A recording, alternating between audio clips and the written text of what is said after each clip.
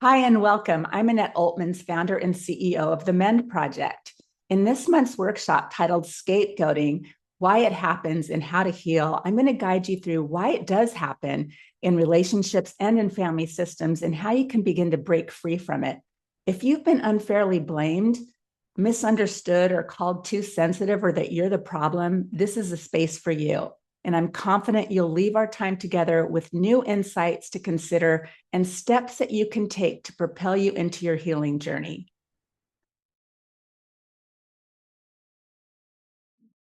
Okay, well, hi, welcome. I'm Annette Altmans, founder and CEO of the Mend Project. It's great to be with you here today for our workshop or webinar titled Scapegoating, Why It Happens and How to Heal. I just want to do a little bit of housekeeping first, and that's that we really welcome your participation. It's encouraged and it really helps everybody have a more enriched experience. So please share your comments and questions as soon as they come to mind so that you don't forget them.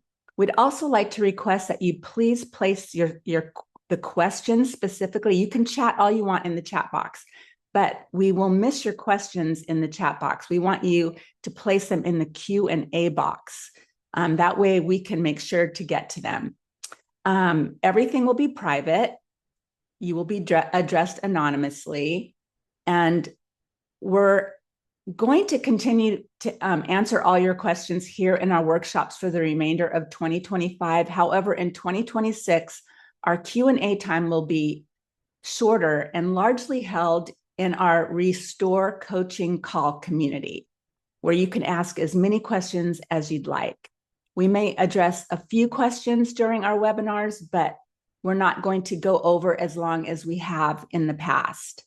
And hopefully you'll join those coaching communities because it's really a rich time and you can ask anything you want. Okay, so this workshop is being recorded and will be emailed to you, and recordings of this workshop and previous workshops are also available on our YouTube channel. Okay, so let's get started. Why does scapegoating happen and how can we heal from it? This space is for those who've been unfairly blamed, mischaracterized, misunderstood by people that they thought they could trust. So today's goal, we want to provide clarity surrounding what scapegoating actually looks like, what it feels like, and we want to validate and confirm you that it's a form of abuse and it's a form of redefining who you are, your personhood, and that's really disconcerting. And lastly, we want to encourage you on your healing journey by providing essential takeaways to help you move forward. So, what is scapegoating?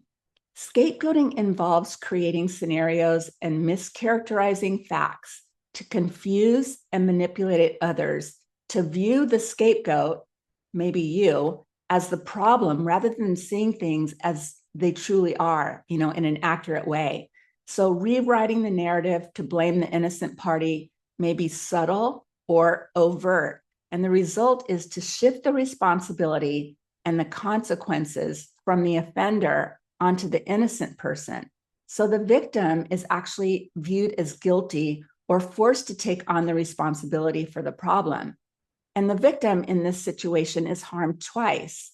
First, by being made the brunt of the situation, and second, by being made to bear the resulting shame or punishment by the offender or outsiders. And it can really be an overwhelming experience. Sometimes we call this double abuse, where others they minimize your story, they don't believe you, they say you're the problem, but there's so many other styles of scapegoating, and we're going to get into those. So scapegoating is a method used often within a family system, or it's used to confuse and manipulate outsiders into siding with an offender. Scapegoat victims are often the ones that are the truth tellers in the dysfunctional family system. So I'm going to be talking about family systems and then beyond our primary caregivers later if we're dealing with an offender who scapegoats us. So I'm going to be going back and forth talking about these two areas where scapegoating most predominantly happens. So Scapegoaters are usually the ones that are trying to shine light on the situation. And if they're in a dysfunctional family system, they're commonly labeled as the problem child. They're the scapegoat. There's in narcissistic families, there's the golden child and there's the scapegoat, where all the blame gets directed towards one person. And it's really a damaging situation to be in. You might be commonly labeled too sensitive, difficult, or the problem. And these labels serve to discredit you when you speak truth about dysfunction, toxicity, or abuse. And because of how you've been wrongly labeled and wrongly judged, you may have taken on feelings of shame and feelings of self-doubt, even though you were reacting to real harm in accurate ways. Scapegoating can be by a parent or parents in childhood towards the child in these dysfunctional households. And it can be, severely damaging to a child's self-esteem and overall mental health. So I want to ask you a question. If you have been scapegoated, I'd like for you to reflect and pause. When did you first feel like the problem in your family? If this was in a family system, were you reacting to injustice? Or what roles have others assigned to you that you didn't choose or deserve? And maybe you weren't scapegoated in childhood, but you were by a partner or a spouse. Can you remember what preceded you being scapegoated or how it made you feel? We would love to see your comments in the chat. And I'm just going to pause for a second.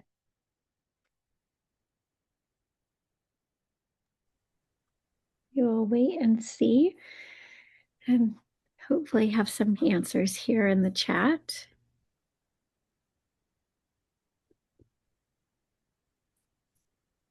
I can move on and we can come back to that too. Someone just said, you said it when standing up for justice. Yeah, that's often what happens. People want to shut you down. They don't want to accept the truth, or they don't want the truth told about them. They don't want to face what's accurately happening. So they create a false narrative, or they slander you, they mischaracterize you. And I wonder how that made you feel.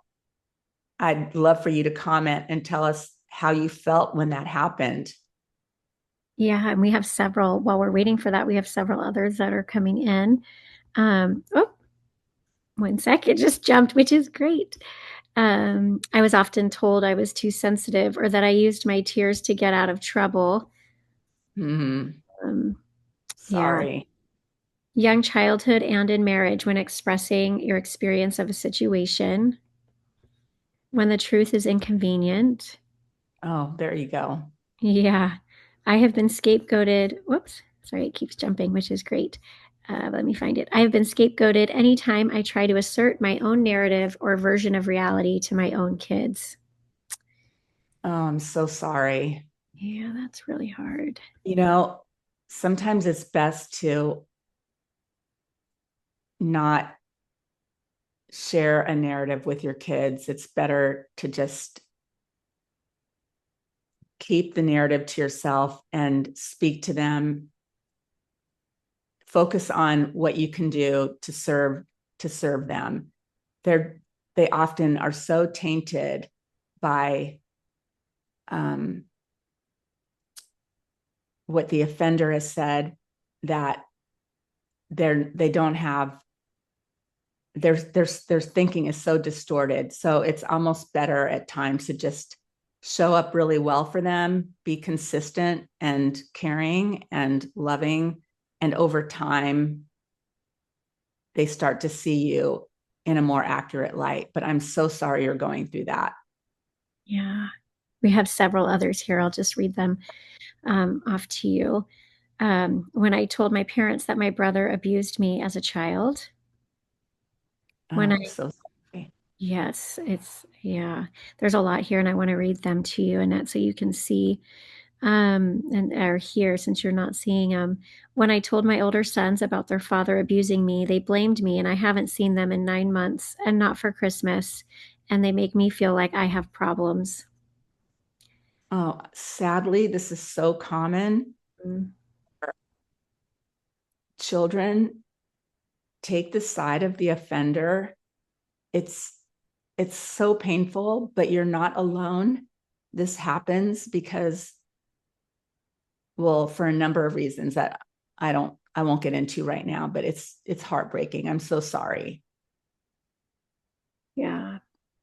This says it happened quite early in my life by my mother and has continued in some form or another throughout my life and into middle age.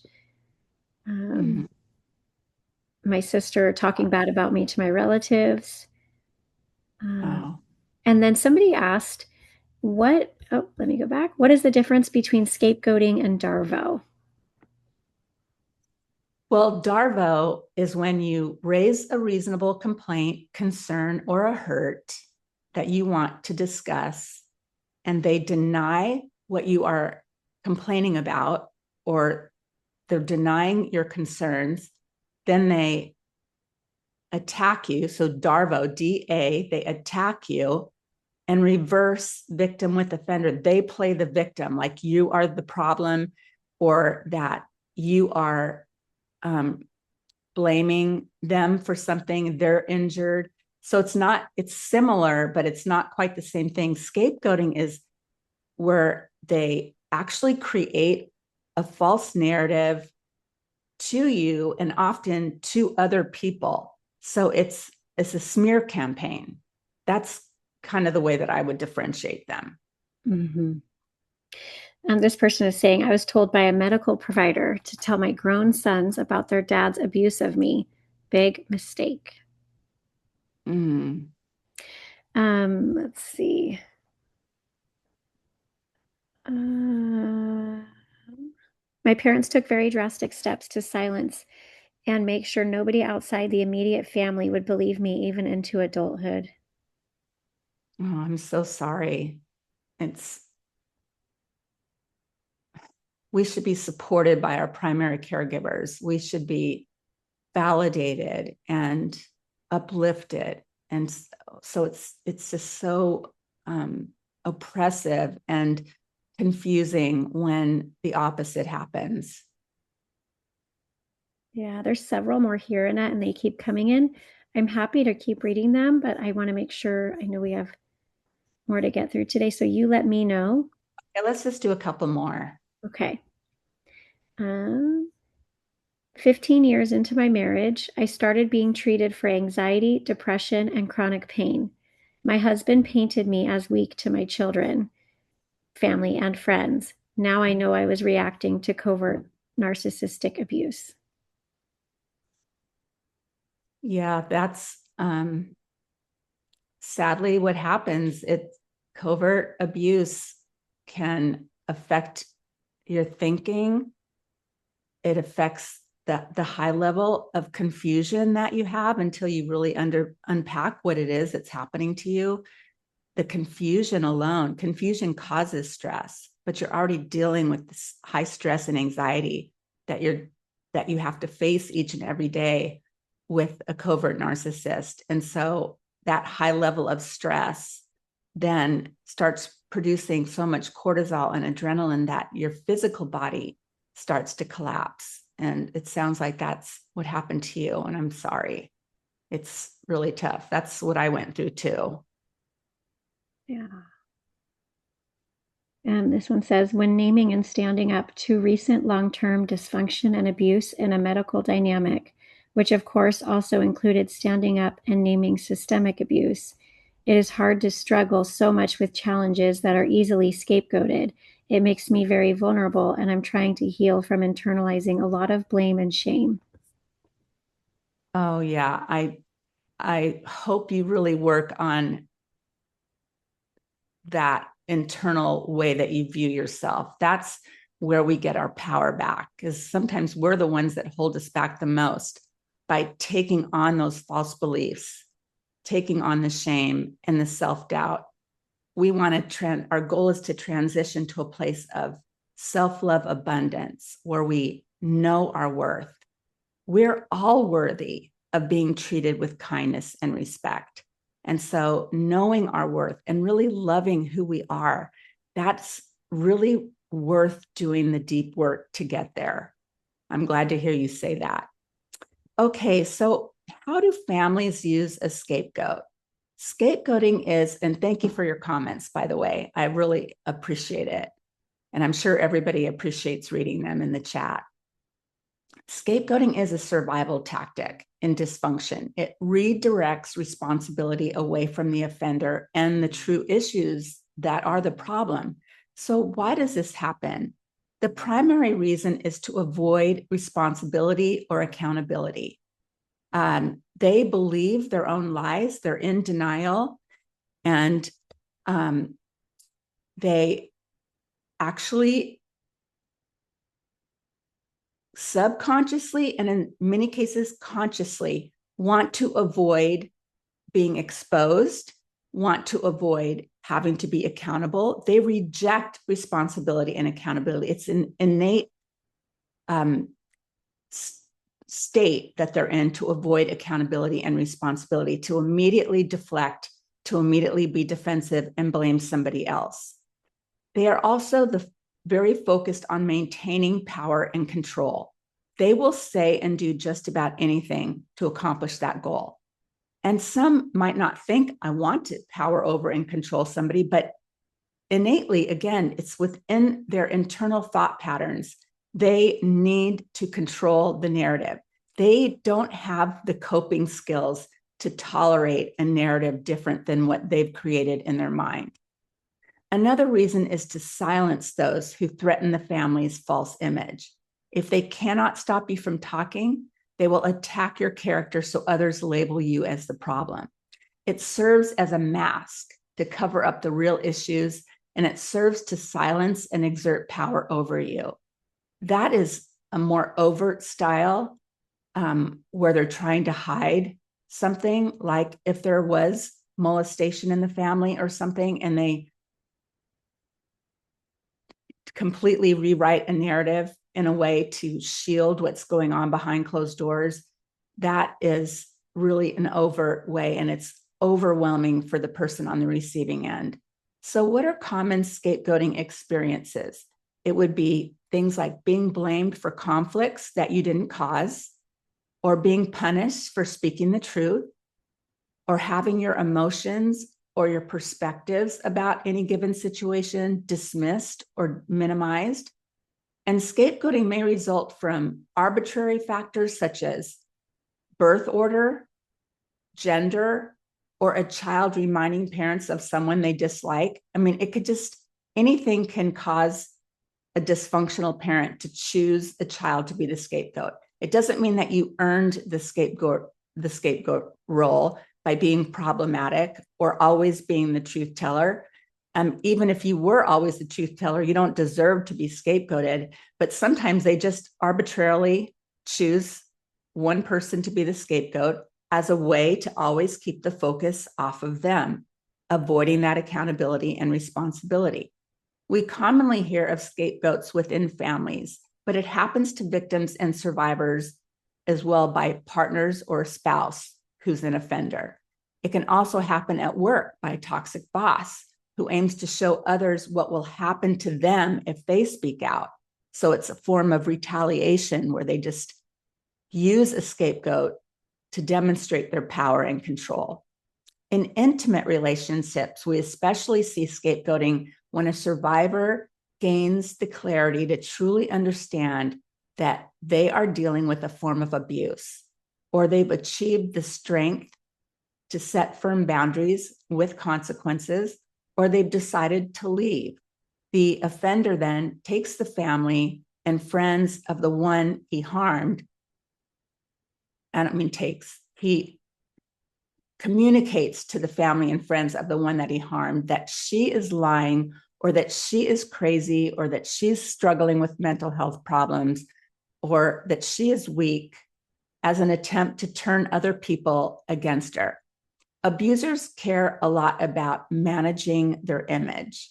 So they'll misrepresent the truth to others very easily in order to make the one they are harming appear responsible for whatever is the focus of attention, while they elevate themselves to look better than they truly are.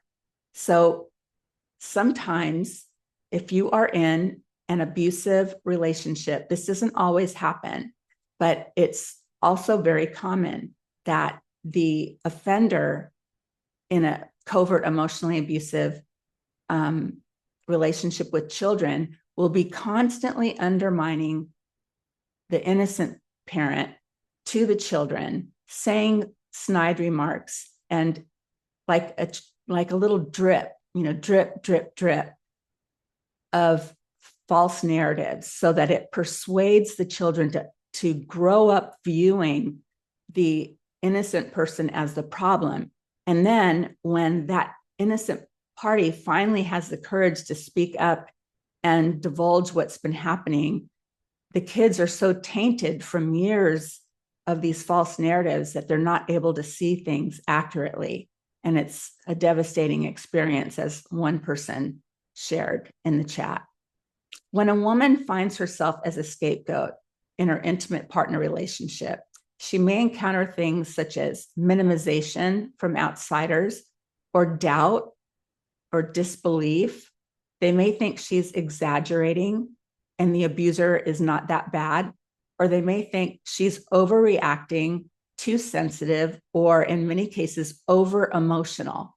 She's trying to communicate something, and it's hard for people to see, to accept what is being communicated. So they naturally label her as over emotional. And this happens particularly to women, because women are often viewed as being too emotional, even though it more has to do with that women are very in touch with their emotions, while some men are not in touch with their emotions and have a lower emotional IQ.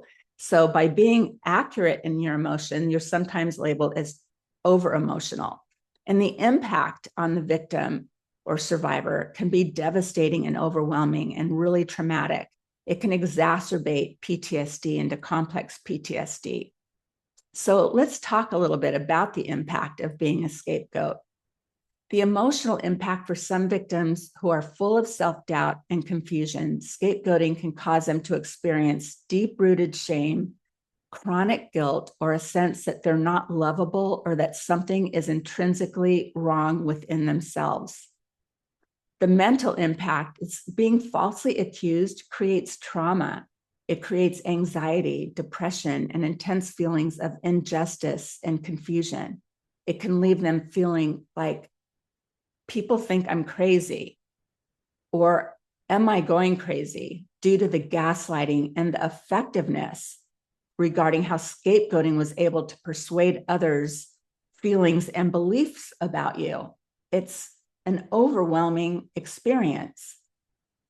The relational impact is that you have difficulty trusting other people. You struggle to set healthy boundaries because of the backlash that you're going to get, or you're often caught in people-pleasing situations and feeling undeserving of kindness, or you're fearful to upset the offender or others because the survivor knows that retaliation at her expense is what will follow. These are survival responses. They're not character flaws. When you're experiencing a trauma response, you may involuntarily go into a fight, flight, free, or appease mode. It's as though your body reacts before your mind can think clearly. And trauma responses within oneself are unnerving, they're very unsettling and very taxing. So it's so important to have self-compassion. You need to identify the goal that you must take good care of yourself, because others are carrying the wrong perspectives about you, which you need to protect yourself from. So So often I see survivors, they want justice, they want the truth to be out there. And when they've been scapegoated or doubly abused, they are searching for ways to persuade public opinion to see things clearly and support them, which they are certainly deserving of support. But I rarely see that turn out well. It's very hard to change group think. There's something very powerful about that. And so I think it's so much better if you can find one trusted person that you can confide in or join a support group. They're so impactful, or find a therapist if you don't have a family member or friend that you can rely on. I'm a fan of support groups because they don't cost very much. And you have people in the group, some who are more fresh in their wound than you are, and some who are more advanced in their healing. And you can learn so much by hearing each stage of other survivors talk about what helped them, what they're going through.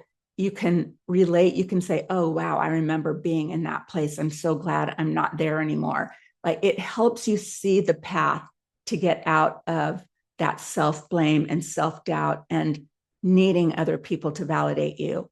The ultimate goal is to get to a place where you don't need other people to validate you for you to feel whole and secure and believe in your own truth and loving yourself.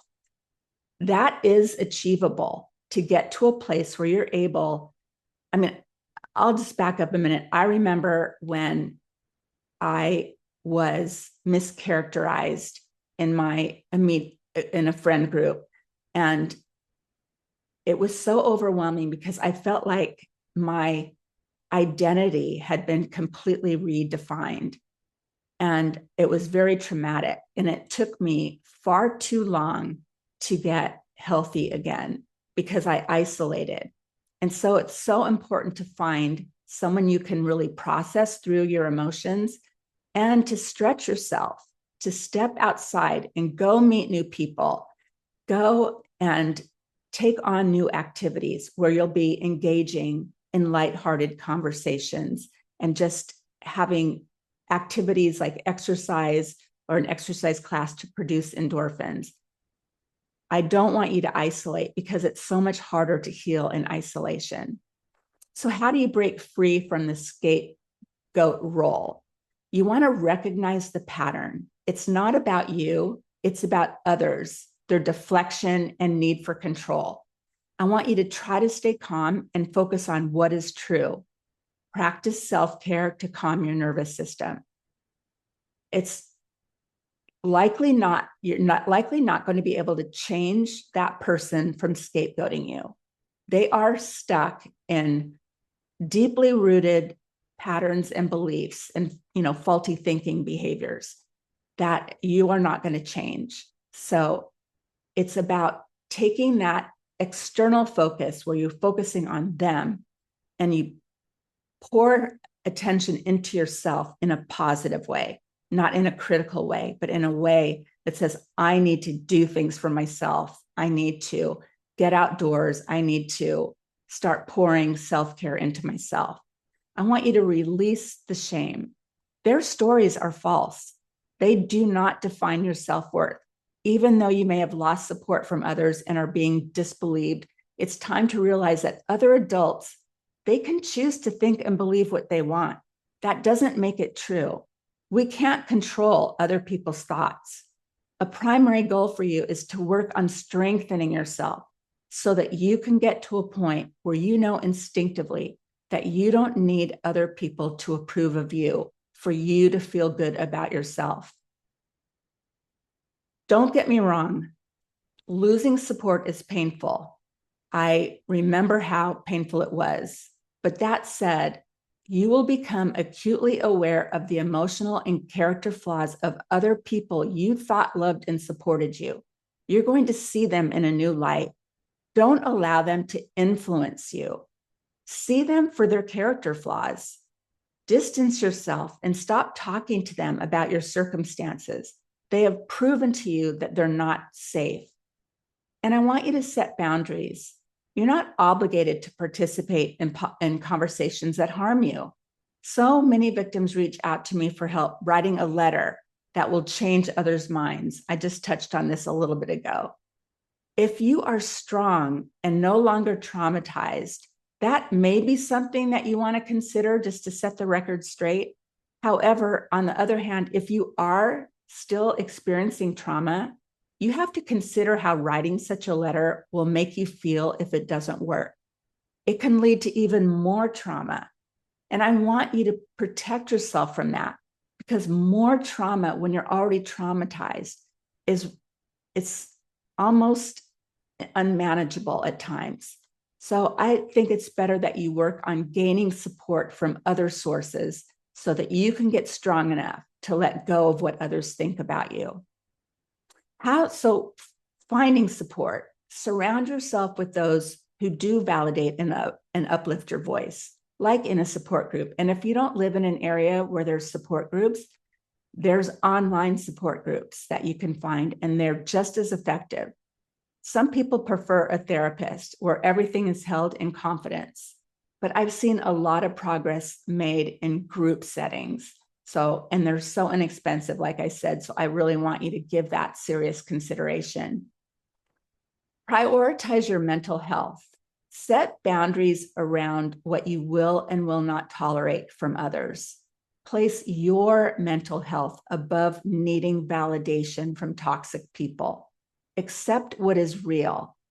Don't gaslight yourself into thinking you need support from them or you cannot move on with life without those remaining friends. You can, as hard as it is so refreshing to let go of toxic people and to bring healthy people into your life. And you don't have to share anything. And in fact, I recommend that you don't share deep personal details with new friends. Slowly build that relationship, but start on superficial, lighthearted conversations. They're so uplifting, and you'll see that people like you for who you are. And then as you learn more about each person, you can decide how much to trust each and every one of them. When you've been scapegoated and others believe the lies, you'll be in a tough season, but you can get stronger and more autonomous. In fact, it is actually a process of letting go of codependency to those who don't firmly stand with you. You don't need to, in fact, it's healthy to not need other people's validation.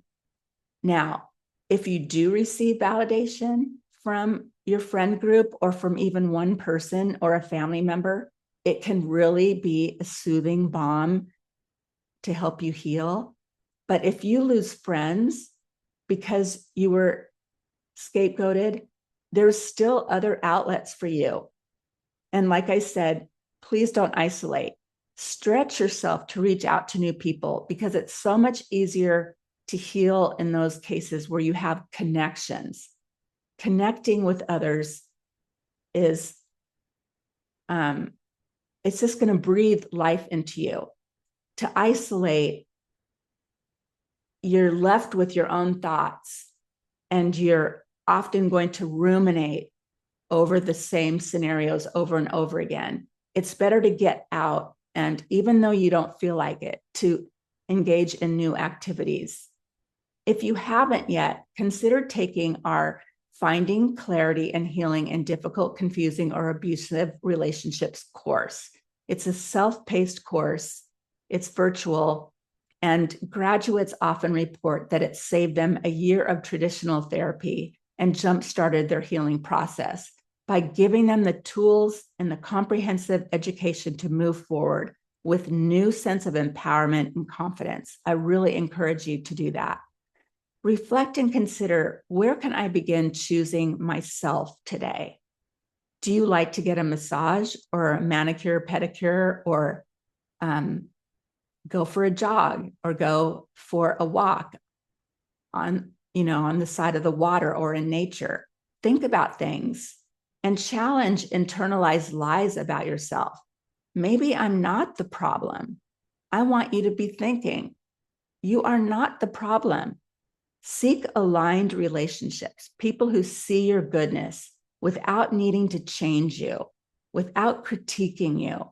You don't need critics or people critiquing you. You're going to do your own work in a support group, in a safe setting, by taking our course and really learning about what you've been through. That's what's going to help you. You don't need to expose yourself to other people to have to validate you. It's not safe. And I really want you to stay away from that. Consider distance or boundaries from those who disrespect you. You're not required to be in a relationship with someone who's disrespectful. If it's a parent or a sibling or a child and you don't want to terminate that relationship, you can still emotionally distance yourself and just limit your conversations to superficial things. You don't have to divulge any personal details about your life or yourself. You're not required to do that. So learn to set those boundaries that keeps things in a box where it's more manageable. Know that healing isn't linear. It takes time. You can say to yourself, I'm not to blame for my family's dysfunction. I deserve respect, love, and a healthy environment. Their false stories about me do not define me. You can say things like this to yourself over and over. You can write them down. You can talk about them with a trusted friend and slowly start to go through the healing process. It's not just going to be straight up. You're going to have some setbacks, but those setbacks will intermittently be further and further apart. You'll start to overcome them and you'll start to get stronger. Say these positive things out loud and silently to yourself. I want you to change the internal language that you have about yourself to positive things, to truth about yourself, that you are worthy and that you are deserving of kindness and respect. Everyone is. Even if people disagree with you, they should be respectful and kind. Speak the truth to yourself until you start feeling stronger. As we close out, I want to encourage you to take care of your body too. So take care of your whole self, your mind, and your body. And I want to invite you to join our Restore coaching calls. It's a safe, supportive space where you can ask questions. There'll be a short lesson. You can gain clarity and receive encouragement on your journey. So in 2026, like I mentioned, we're going to handle the majority of questions in those coaching calls. So I hope that you'll join us. And that's what I have for you today. And I'd be happy to take any questions that you have. Wonderful. I just placed a comment in the chat that this community is so special, just beautiful. There are so many people that courageously share their story or parts of their story with us. And then I just love the safety that everyone is seeing, knowing that they're not alone and knowing that there's so much validation here among this community. It's just beautiful. So I just wanted to acknowledge that, and Annette, I wanted you to hear that. Thank you. I feel that too. We at the Men Project really want to create environments where you can feel safe and heard. We need to stick together. We can support each other, and it really helps our healing process to know that we're not alone and that other people were able to get through it to the point of thriving. And you can, if you work on yourself and you do the things that I mentioned and really pour into your life, you will get stronger. You will love yourself more and you will thrive in life. There are so many millions of people out there in the world that you can have the opportunities to connect with and change the course of your life. So I'm so glad that you're here today. Yes, yes. Oh, we just have a couple comments coming in off that. Let me read them to you before I read you the questions. It says, thank you for this. I'm suffering so much. I've lost my grown sons and my 5 grandchildren because of my husband. And then another person is saying that they found Mend incredible. The list of manipulative behaviors helped them see clearly in the behaviors of my borderline ex-husband is giving me structure to handle this person. There's so many wonderful comments here, but I do want to hop to the questions, Annette, because they are coming in even more. And so I want to make sure we get to them. This first question that came in says, is there such a thing as, quote, abuse sometimes? My husband acknowledges that he's been hurtful towards me and that he's been abusive sometimes, but that it's not malicious or planned pattern of abuse. Well, no two relationships are the same, and no two offenders are the same. So it's really, it could be that when he gets really dysregulated, that he adopts those abusive patterns and behaviors against you. And maybe other times he doesn't feel dysregulated, so he's able to have a healthy conversation.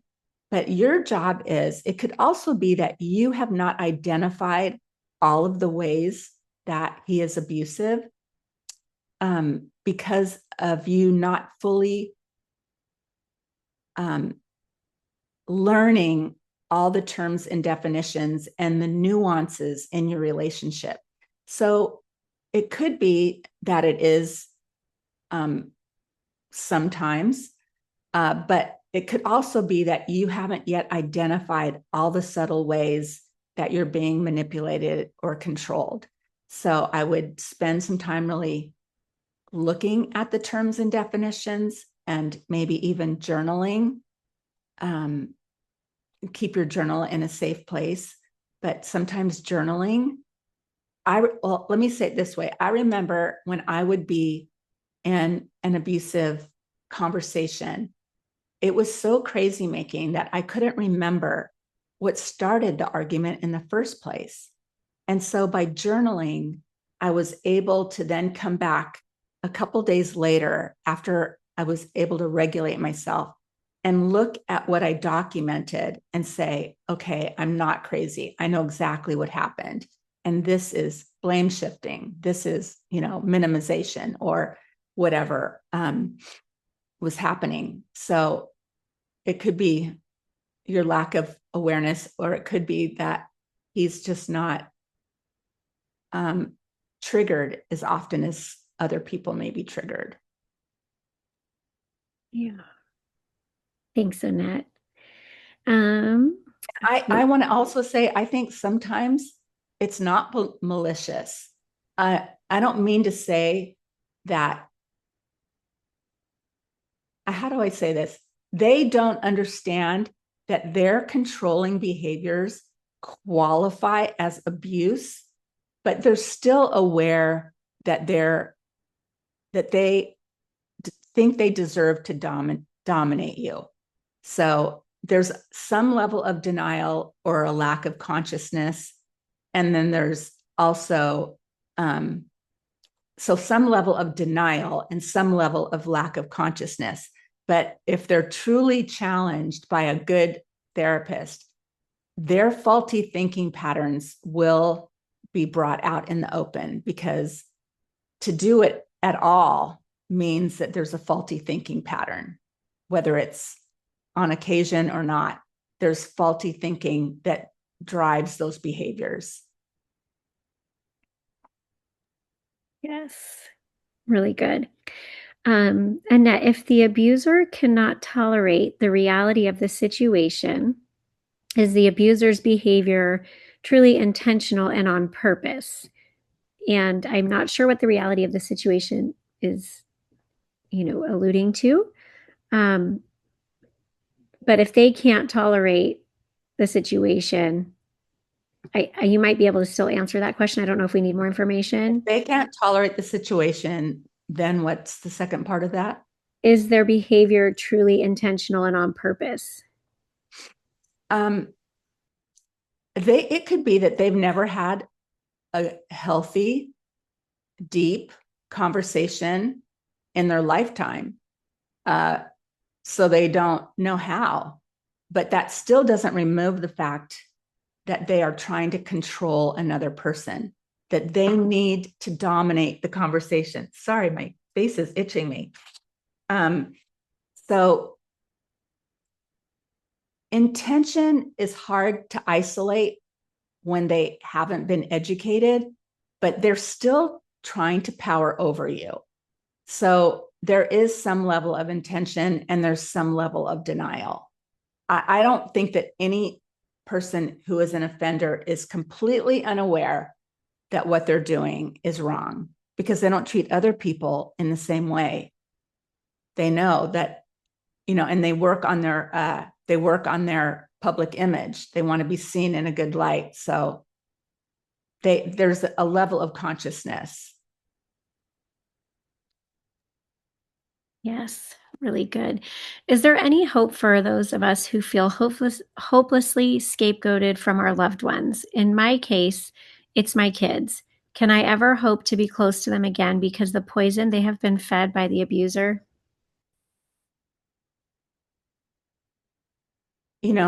Every situation is different, but what I have found to be the most helpful is to look for opportunities. I don't know exactly your situation, and maybe you are in no contact with them, but rather than speak your narrative, it's so important to just show up well for them and show that you don't disparage the other person, that you're just solely focused on your kids or your kids, that you are just there, you're consistent, you're loving, and you are so interested in their lives, in supporting them. I'm not saying to be a sacrificial doormat, but to be supportive and to be focused on their interests. You're the parent. So it's not about receiving validation back from them. It's about you validating their lives and keeping this issue with your spouse separate.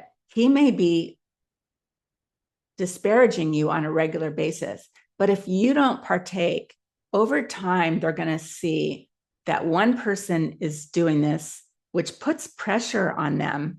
It causes them, it's stressful to have one parent talking bad about another parent. And if you never do that, over time, they're going to feel more comfortable with you and see you. They may not ever believe what the past was about, but they're going to see you as this new person that is safe. That's really what you want your goal to be. You want to get your validation from friends or from a support group or some other source. You don't want to seek that from your kids. And if you can just remain focused on them, and if you have no contact with them, I recommend that you write a card and you don't say anything like that you need from them. You just pour love into them in a kind way. Don't overwhelm them with a long letter, but maybe a paragraph of niceties, and you just start reaching out in small ways. But I'm so sorry, because I know that some people, they never reunite with their family, or it takes many years, and it's so painful. So I just want to show you my empathy. I'm really sorry you're going through that. Yeah, really relatable question that we do get asked a lot. Yeah, we get asked, a lot of people go through it. Yeah, so unfortunate. Really, really hard and painful. Annette, somebody's asking if you can discuss reactive abuse. Sure. So when we are being repeatedly emotionally abused or physically abused by another person, we are in a heightened state of hypervigilance where we're anticipating more trauma to come. So we're in a high stress mode. And when you're in a stress mode and then you're traumatized again, you can have a disproportionate reaction to the situation because you're in this trauma response. That's fight, where you're going to argue or lash out. Flight, where you're going to flee. Freeze, where you can't even think straight and you hardly communicate anything. Or appease, where you do whatever you can to please the other person so they stop being abusive. So oftentimes we'll get in a fight mode because of it's so overwhelming how many times it's repeated itself that you feel frustrated and angry in your trauma response. And sometimes we can overreact to the situation, or we can lash out, be abusive ourselves, be physically abusive, throw something. Sometimes it's just a normal reaction to, well, let me say this. Trauma responses are involuntary. Your body reacts before your mind can calm down, regulate, and think. So you don't have a lot of control over the way you react when you're in a state of trauma. That's why it's so important to remove yourself from the traumatic relationship through a separation or a divorce, or maybe go and visit your parents for an extended period of time or something, but getting out of the recurring trauma so that you can start to regulate yourself and have conversations with yourself about coping methods, learning good coping skills. Like I remember I used to have to tap my fingers and count to 10. Don't react, don't react. I might have to count to 10 times. Just don't react in the moment, because then you may regret what you say. And it's not fun to have to correct what you did the day before. So it's so much better if you are thinking clearly and you wait to respond or wait to not react, but respond after you've given some space and time. It might be 30 minutes, it might be 5 hours, it might be 2 days that you need to give yourself to get regulated. And that's why it's so important to do trauma work with a therapist, or like some of the other methods that I mentioned. So reactive abuse is really disproportionate, involuntary trauma responses to any given situation. And I want to tell you that I'm compassionate for you for that. But it's in your best interest to get a handle on it, because I've seen so many cases where the offender films the person who's reactive and makes them look like they are the abuser. And so many victims get labeled the abuser based on their reactive abuse. And so it's really important to learn how to regulate yourself and to remove yourself from that recurring trauma so that you can regulate your whole nervous system and start to think more clearly in what I like to call your core self, your true self, not your reactive self. I hope that answers it. Great. Thank you, Annette. Okay, this one's a little longer, so if you want me to repeat anything, just let me know. It Okay. says, my family created a false narrative and a bunch of lies about me, which affected my daughter's development and relationship with me. She now believes their mantra and aligned with them as me being scapegoated. I have recently pressed my family about this because I want my daughter back. What it seems like is they are really challenged and get more abusive when I stick up for myself, which I have never done. They won't admit that physical and mental abuse happened to me, even though I have proof. They're unraveling their own mess, but I want to unravel it so I can show the truth. How do I do this? I don't think you can show the truth to your family. And like I said before, as much as you deserve to have the truth shown, I think it's more important that you show up as best as you can for your daughter, that you just be calm and consistent and interested in serving her life. I don't mean to be a doormat or to not have boundaries by any means. but to show an interest, maybe you take her out to breakfast on a Saturday morning to her favorite breakfast spot, and you just talk about what her interests are, what's going on in her life, and you don't even share things about your life. You're just there to listen. Listening, the power of a listening person is really strong. I don't know if you have access to her, but if you don't, I would just back it down into baby steps to be able to be that person.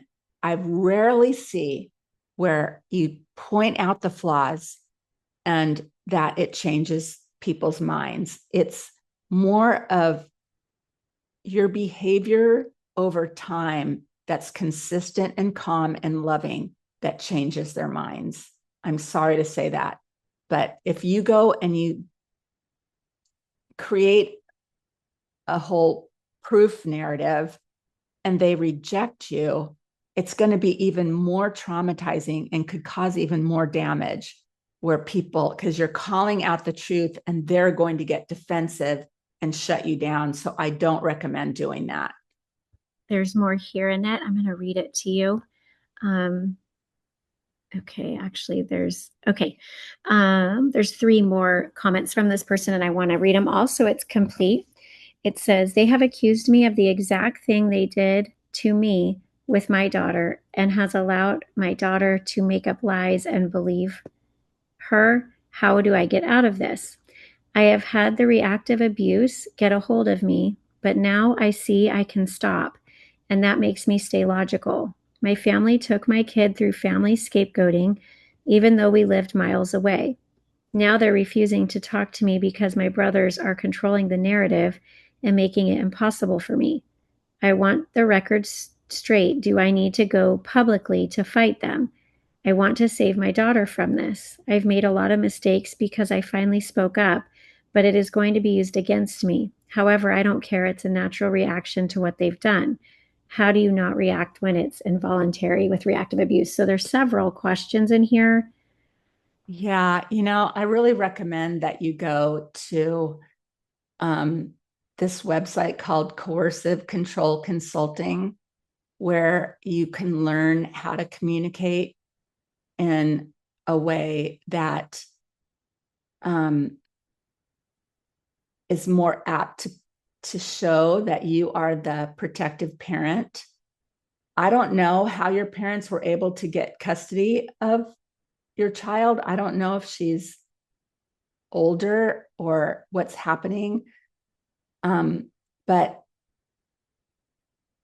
I would, if you are in the legal system, you need to go to Coercive Control Consulting and get some expert help. And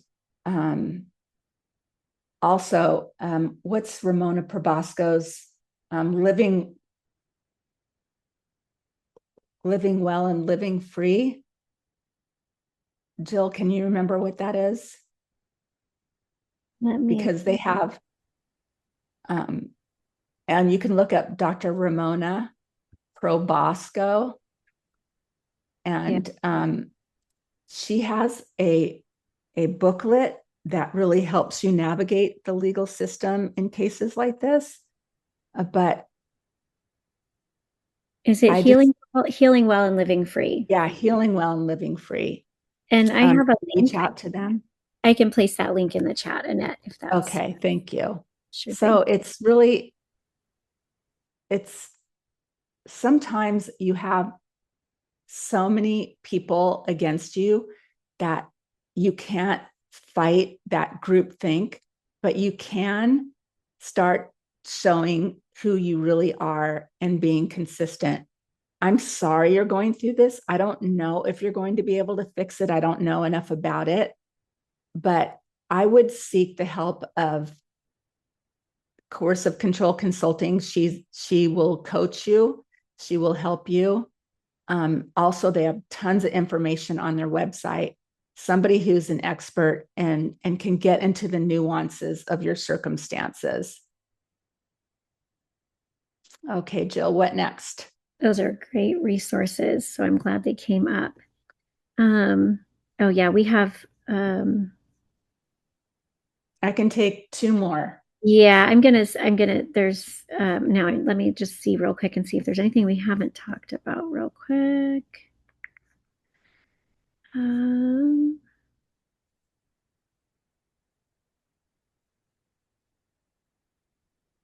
okay, one second.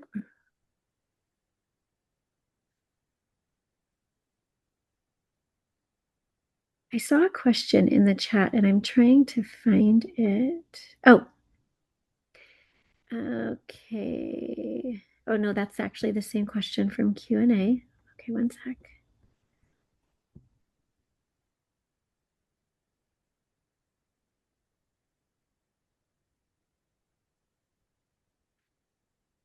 Oh, this is, um, hmm. I'm trying to find something you haven't already addressed. One second, Annette. I'm sorry. It's taking me a minute. It's That's beautiful. okay. We have a very full chat, which is lovely because there's so much validation and sharing here. Okay, here's one from earlier. What words and concepts do you use to continue to explain to young adults that there is one abuser and one victim in domestic violence without using those words? I've been using the word power imbalance frequently, also understanding that they may not be able to hear that yet about their dad. Um, what I have done, and kids seem to grasp it, is if you go to our website, to our tools and resources section, you'll have to put in your email address. Then you'll get sent a link that will take you to those tools and resources. And in there, there is what we call the maze of confusion. And it shows what it's like to be in a crazy making conversation, where what a healthy conversation looks like and what covert emotional abuse looks like. And I have found that when I show them the terms and definitions and the maze of confusion, they're able to see that you're not really, I don't really want you to say, this is what your dad did. I'd rather you say, I just want to show you what how healthy conversations are supposed to go. The maze of confusion in a gold line shows what healthy looks like. And then the rest of the document shows what unhealthy. It's a visual metaphor.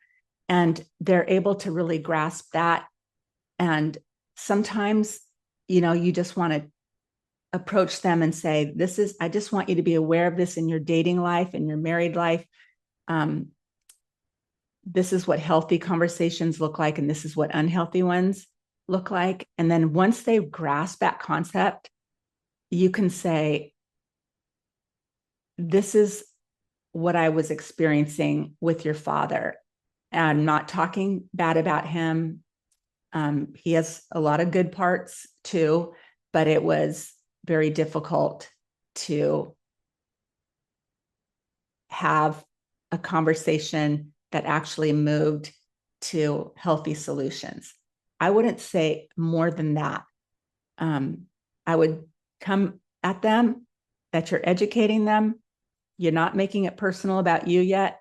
And then only after they grasp it, if they seem open to hearing it, then you can say, this is what our marriage was like.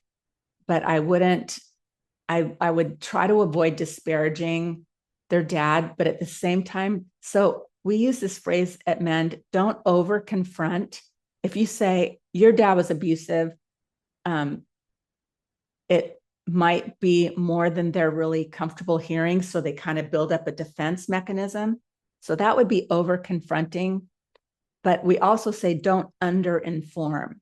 So we're all about educating, and you can just benignly educate them about relationships by showing them those tools. They're very effective, and I would take advantage of them. But power imbalance is also a good term, but you'll probably need to use visual tools and other terms that are in our resources to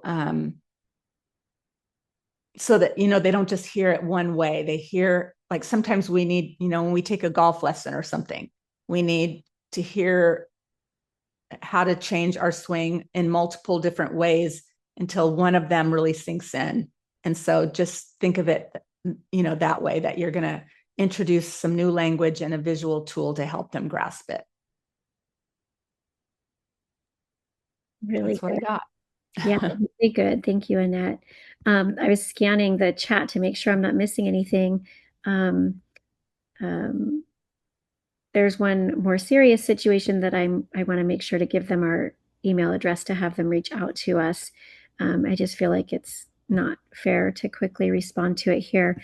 But there is someone else who wrote about becoming recently disabled and how it's caused them to become financially reliant on their parents again. And now they're trapped and completely isolated and can't go anywhere without their help. And they don't want this person to be free to talk to anyone, and they don't see a way out of this. I don't know if you can speak to this, Annette, but maybe give them some hope or ideas. The parents don't want them to talk to anyone. And yes, and they're recently disabled, so they're financially reliant upon the Oh, I'm parent. so sorry to hear that. Yeah. Um, I I would take advantage of online communities, a support group, an online support group. I would, you can also call adult, what is it called? There's adult abuse services and disabled abuse services. I forget the title of them, but every area has a service that will address, and you can talk to them over the phone, or you can call the National Domestic Violence Hotline and talk to them, and they can give you resources in your area about adult protective services. And I can't remember the name of what it is, but people who are disabled do get abused by adults, and people who are adults do get abused by other adults. And it's not always elder abuse. It can be a young adult. So there are services out there that you don't have to call them in to take action. You can have conversations and hear what your options are. That's what I would do. Okay, everyone, I'm sorry, but I have an appointment, so I have to run. It was so nice having you here today, and I want to wish you a Merry Christmas, Happy Hanukkah, Happy Holidays, and I just really hope that you take good care of yourself and that you're able to have a good and blessed time. Take good care. Bye-bye.